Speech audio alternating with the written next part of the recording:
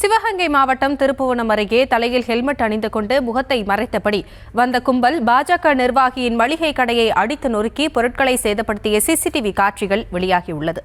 இதுகுறித்த விவரங்களோடு இணைகிறார் எமது செய்தியாளர் மகேஸ்வரன் விவரங்களை வழங்கலாம். நிச்சயமாக ஹாசினி, இடுத்தகராறில் கடையை அடித்து நொறுக்கி அட்டகாசத்தில் ஈடுபட்ட மர்ம கும்பலின் சிசிடிவி காட்சியானது வெளியாகி பரபரப்பை ஏற்படுத்தியுள்ளது. சிவகங்கை மாவட்டம் திருப்புவனம் அருகே தகராறு மர்ம கும்பல் கடையை அடித்து நொறுக்கியதுடன் கடை உரிமையாளருக்கு கொலை மிரட்டல் விடுத்த சம்பவம் பெரும் பரபரப்பை ஏற்படுத்தியுள்ளது. திருப்புவனம் எம்ஜிஆர் நகரில் கடை நடத்தி வருவர் சிவகங்கை மாவட்ட பாஜக சிந்தனை பிரிவு தலைவர் பாண்டி, அவருடைய மனைவி சித்திரை செல்வியும் 2 பேரும் தம்பதியினர். இவர்களுக்கு ஆதீஸ்வரி என்கிற மகள் உள்ள நிலையில் பாண்டி என்பவர் இடம் வாங்கி விற்கும் தரகர் தொழிலும் செய்து வந்துள்ளார்.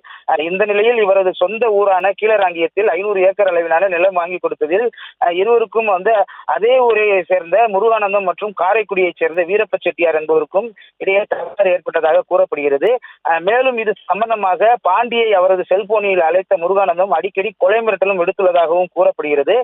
இந்த நிலையில் நேற்று முன்தினம் இரவு இவரது வீட்டிற்கு நுழைந்த கடைக்குள் ஹெல்மெட் அணிந்து வந்த 10 பேர் கொண்ட மர்ம கும்பல் புகுந்து தாக்குதல் நடத்தியதுடன் கடையையும் அடித்து நொறுக்கியுள்ளனர். இதில் கடையில் பாண்டியும் அவரது மகன் ஆதீஸ்வரனும் இல்லாத நிலையில் கடையில் இருந்த பாண்டியின் மனைவி சித்திரை செல்வி மற்றும் மகள் ஆதீஸ்வரன் மகள் ஆகியோரை தாக்கியதில் தலையில் காயம் ஏற்பட்டுள்ளது.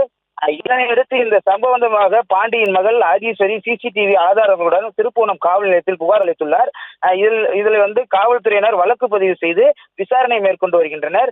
இந்த நிலையில் வீடுகளில் ஹெல்மெட் மாட்டிக்கொண்டு சுத்தியல் மற்றும் பயங்கர ஆயுதங்களுடன் தாக்கும் மர்ம கும்பல் சிசிடிவி காட்சியானது தற்பொழுது வெளியாகி பெரும் பரபரப்பை ஏற்படுத்தியுள்ளது. ஹாசினி,